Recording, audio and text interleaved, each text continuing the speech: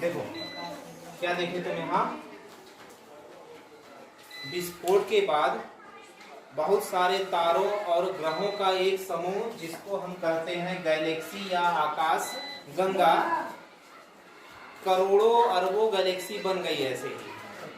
ऐसी ही करोड़ों अरबों गैलेक्सी बनी, अरबों आकाश गंगाएं बन गई। उन अरबों आकाश गंगा में से हम जिस जगह पे रहते हैं उस आकाश गंगा का नाम है मिल्की वे। और मिल्की वे आकाश गंगा के अंदर एक हमारा तारा है सूर्य, उसके अलावा और भी असंख्य तारे हैं जिनके बारे में हमें ज्यादा पता नहीं है। हम सूर्य के बारे में बहुत अच्छे से जानते हैं और सूर्य की परिक्रमा करने वाले 8 ग्रह हैं, जिनमें से हमारा भी एक ग्रह है पृथ्वी, जिस पर हम लोग रहते हैं। इस सिस्टम को जिसमें हम लोग हैं इसको हमने कहा सौर परिवार। तो अब ऐसे समझो कि महाविस्फोट होने पर असंख्य अरबों तारों का एक झुंड बन गया। उन अरबों तारों का अपना ग्रह उपग्रह परिवार है, ठीक है ना, जिसको हमने कहा गैलेक्सी। जो अरबों तारों का एक समूह बना उसको हमने कहा गैलेक्सी या आकाश गंगा। उसी आकाश गंगा में से जो अरबों आकाश गंगाएं बनी उनमें से हम जिसमें रहते हैं उस आकाश गंगा का नाम है मिल्की वे। अब मिल्की वे आकाश गंगा के अंदर हम जिस तारे के पास हैं वह तारा है सूर्य। सूर्य के अलावा भी और बहुत सारे तारे हैं, उनके बारे में नहीं पता, लेकिन हम जिस तारे के पास हैं वो है सूर्य। सूर्य तारा जो है उसकी परिक्रमा करने वाले 8 ग्रह हैं और उन 8 ग्रहों में से उपग्रह भी हैं कई के, ठीक। तो ये जो पूरा सिस्टम है, सूर्य तारे की परिक्रमा करने वाले ग्रह उपग्रह, ठीक है ना, क्षुद्र ग्रह, इन सबको मिला करके कहा जाता है सौर परिवार। तो अब समझो कि हम लोग कितने बड़े स्तर से कितने छोटे स्तर पर आ गए। महाविस्फोट के बाद अरबों तारे बने, उन अरबों तारों में से किसी एक तारे के पास हैं हम लोग। तो ब्रह्मांड होगा कितना बड़ा, कहां तक फैला होगा उसकी कोई सीमा नहीं है। अभी तक हम उस चीजों को गहराई से जान नहीं पाए हैं, ठीक है ना।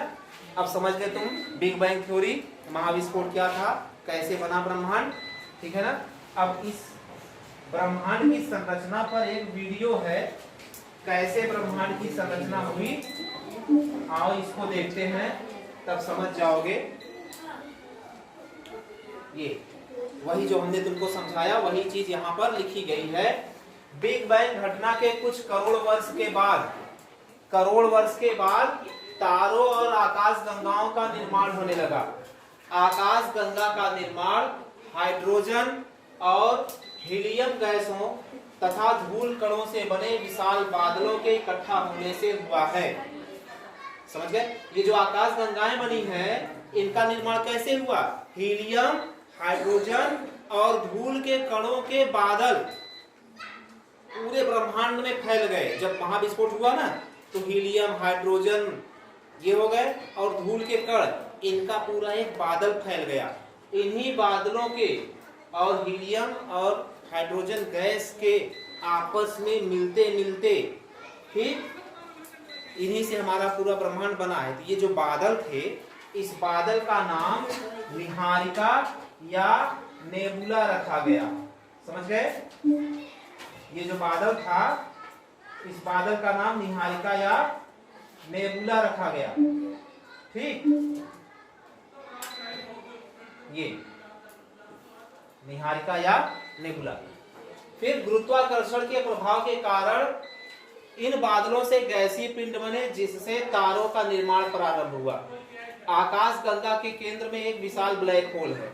जो आकाश गंगा बनी ना, आकाश गंगा जो बनी जिसके चारों तरफ तारे फैले हुए हैं, उसका जो मध्य बिंदु है, बीच का भाग है, उसको ब्लैक होल कहा जाता है। इसका नाम ब्लैक होल क्यों है, ऐसे समझो कि समझ लो कोई चक्कर करती हुई कोई चीज है, ठीक, कोई घूमती हुई गोल गोल घूमती हुई चक्कर करती हुई चीज है। उसका जो मध्य बिंदु होगा, बीच का हिस्सा होगा, उसको ब्लैक होल कहा जाए अगर, तो वैसे ही है। जो आकाश गंगा है, आकाश गंगा गोल गोल चक्कर लगा रही है, अपने आप ऐसे घूम रही है तस्तरी की तरह, उसका जो मध्य भाग है बीच का, उसी को ब्लैक होल कहा जाता है। ब्लैक होल बहुत दूर का क्षेत्र है, एक बिंदु नहीं है कोई, वो बहुत दूर तक फैला हुआ है। आकाश गंगा छोटी सी तो है नहीं कि छोटा सा बिंदु होगा, बहुत बड़ी है आकाश गंगा, उसका मध्य बिंदु भी बहुत बड़ा होगा। तो उस क्षेत्र में जो ब्लैक होल होता है, ब्लैक होल में कोई भी वस्तु अगर पहुंच गई तो फिर से वापस नहीं आ सकती। एक तरह से ये समझो, ब्लैक होल ऐसी जगह है जहां जाने के बाद कोई भी वस्तु अगर वहां पहुंच गई तो वो वहीं गायब हो जाएगी, वहीं पर खत्म हो जाएगी, उसका अता पता नहीं चलेगा। तो आकाश गंगा के केंद्र को ब्लैक होल कहा जाता है, जो गुरुत्व केंद्र का कार्य करता है। इसी के कारण आकाश गंगा का स्थायित्व बना रहता है। उसी केंद्र के चारों तरफ आकाश गंगा घूमती है। हमारी आकाश गंगा का नाम मंदाकिनी है। जो भाग पृथ्वी से दिखाई देता है उसे मिल्की वे कहते हैं। हम जिस आकाश गंगा में है उसका नाम मंदाकिनी, और जितना हम लोग अपने पृथ्वी पर से देख पाते हैं, जितने तारे ग्रह देख पाते हैं, उस हिस्से को मिल्की वे कहते हैं। इसका आकार सर्पिलाकार है। सर्पिलाकार मतलब ऐसे ऐसे है, ठीक है ना। ये जो मिल्की वे गैलेक्सी है इसका आकार ऐसे है, ये ऐसे ऐसे चक्कर लगा रही है। मिल्की वे गैलेक्सी का आकार ऐसा है। ये हिस्सा केंद्र है इसका, ठीक है ना। ये मंदाकिनी है, ठीक है ना। मंदाकिनी जो हमारी आकाश गंगा है, मंदाकिनी है ये, ठीक, मंदाकिनी है। इस मंदाकिनी के इस हिस्से में किसी एक भुजा पर, यहां पर हमारा मिल्की वे है। अब समझो, इतनी बड़ी आकाश गंगा है, इस आकाश गंगा में मिल्की वे जहां पर हम हैं वहां पर है मिल्की वे। इसके अंदर हमारा कहीं एक सूर्य होगा, करोड़ों तारे हैं, उस करोड़ों तारे में हमारा एक सूर्य है यहाँ पर। इसके अलावा आप समझो यहाँ पर हर भुजा पर इसके बहुत सारी आकाश गंगाएं हैं। ये खुद आकाश गंगा है एक, लेकिन इसके अंदर भी अभी करोड़ों तारे, करोड़ों सौर परिवार हैं। अभी हम यहीं पर सिमटे हुए हैं, एक आकाश गंगा की एक भुजा के एक छोर पर। एक आकाश गंगा की एक भुजा के एक छोर पर ही हम सीमित हैं। अभी इसी के पूरी भुजा पर नहीं पहुंच पाए हैं, तो पूरे ब्रह्मांड की क्या बात है। अभी तो पूरा ब्रह्मांड पड़ा ही है। अभी तो हम केवल एक आकाश गंगा की एक भुजा के एक छोर पर अटके हुए हैं, वहीं तक हैं केवल सीमित। समझ गए ना। जैसे पेड़ की शाखाएं, पेड़ है बहुत बड़ा सा, किसी पेड़ की शाखा की किसी एक पत्ती पर पूरा अभी हमारा ब्रह्मांड है। अभी सभी पत्तियों, सभी शाखाओं तक तो हम पहुंचे ही नहीं हैं, ठीक है। ये हो गया। अब देखो, करोड़ों आकाश गंगाएं मिलकर ब्रह्मांड का निर्माण करती हैं। करोड़ों आकाश गंगा मिलेंगी तब जाके एक ब्रह्मांड का निर्माण होगा। हमारा सूर्य अपनी आकाश गंगा में लगभग 100 अरब तारों में से एक है। अभी जो दिखाए तुमको ना, ये मिल्की वे, ऐसे ऐसे मिल्की वे चक्कर लगाता है, ऐसे ऐसे इसकी भुजाएं हैं। इसमें जहां हमारा सूर्य है, हमारा सूर्य भी 100 अरब तारों में से एक है। अभी तो 100 अरब तारों तक पहुंचेंगे, तब इसकी अलग अलग भुजा पर पहुंचेंगे, तब एक आकाश गंगा पूरी होगी। उसके बाद 100 करोड़ कितनी है आकाश गंगाएं, करोड़ों आकाश गंगा है। अभी तो हम एक में ही पूरा नहीं हो पाए हैं, ठीक। ये है आकाश गंगा का स्वरूप।